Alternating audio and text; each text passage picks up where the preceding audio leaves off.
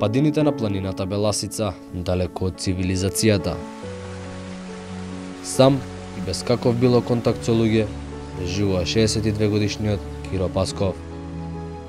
Со сериозни здравствени проблеми, веќе полуг период носи катетар поради дисфункционалност на простатата и остана сам да се справува со предизвиците.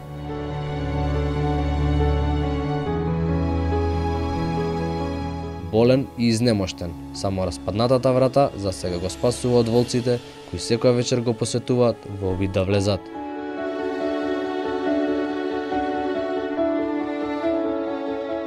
Околностите во кои тој живее наликуваат на оние од 18 век.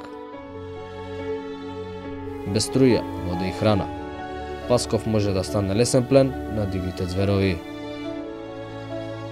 Лудницата волци, вели тој, доаѓаат во вечерните часови кога слободно се движат во незаштитениот двор, кој со време станал дувло на планинските животни.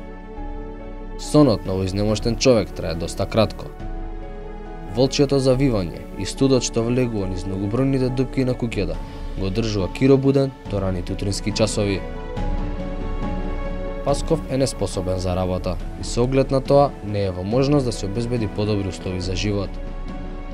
Останува на милост и немилост, заборавен од општеството, гладува со денови. А малата планинска река, како вистински човек од дивината, ја користи за пиење и одржување лична хигиена. Ви помагаат соседи? Не помагат. Не. Не помагат никој. Работевте ли порано? Работех, сега не работам. Не мога да работам. Не мога. Социјална помош примаш? Не зијам. Не. Хич не зијам. Во зимскиот период сега како се грее? На дрва. Само на дрва. Не ли ти е ладно вака? Ми се да е ладно, ништо. Како спиеш сега? За вин спија. За вин спија. Како се живееш? Сам? Себе стануваш? Немам. Струја? Немам. Од кога си? Одамна немам. Може и 5 години. Како се прехранаш? Им бопче. Лепче. Со това живеа. Којна немам. На врхија зијам. Не помагат никој. Шпорту јас капане. Лиште на дај. Дават ми човеците. Скарнеги. Јас и правя скарнеги. Ми леп треба, друго, всичко треба. Шпоред, кревете, и јадене. И струја треба.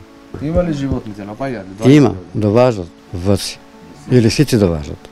И змии. Лекуваат ли натаму? Флеват.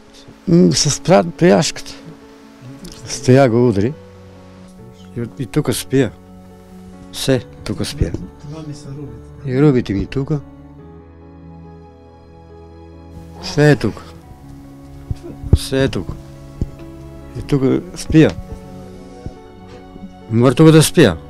Мора. Поредот работи? Работе. Само од ран, стара е веќе. Ванчо Марков, жител на селото Дражево, најблиското населено место до домот на Пасков. Од време на време го посетува и му помага на овој социјално загрозен човек кој едва преживува. Познавам го сигурно 40 години. Во таа состојба мајка му и татко му се умрли преку 20 години. Он е се назад и болен. Дистрибуцијата му отсече и струјата. Това е стварно жално и грешно. Па и катетар носи сега. Нема ни пари и за јадене, просот човеци да му дадат пари. Та леп да си купи. Цела недела сега леп сакал, дај му пари. Што ќе му правиш? Што остане нешто од колку може му даваме, нели? Ама това не си на него не може да му покриеме ние трошок остава. Куќата е, гледате, готова е да се сруши. Тука е страшно, снимано е, тука не живее стока, не човек што живее. Стварно е жално да му се помогне на човек кој што може и колку може. Треба му шпоред, кревет, постелини му треба. Собичка му се спрема, било. Ништо друго не му треба, а и ако може, некоја институција, некоја социјална помош да му даде до 3-4-5 па ќе прекара човеко. Па кај него тука има и волци и лисици, тука е страшно и дене да дојдеш, гледа се што е снимано, тоа е страшно. Вечер тука не знам како, па и да иде човеко тука.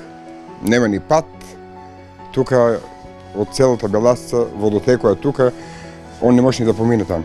Кој што може, нешто да му се помогне на човеку, стварно. Киро Пасков е на самиот рап на екзистенција и итно му се потребни финансиска и медицинска помош. Условите во кои живее придонесуваат за влошување на неговата здравствена состојба. Државните институции и социјалните служби немаат слух за лицата како Киро, кои за жал ги има во се поголем број во Република Македонија.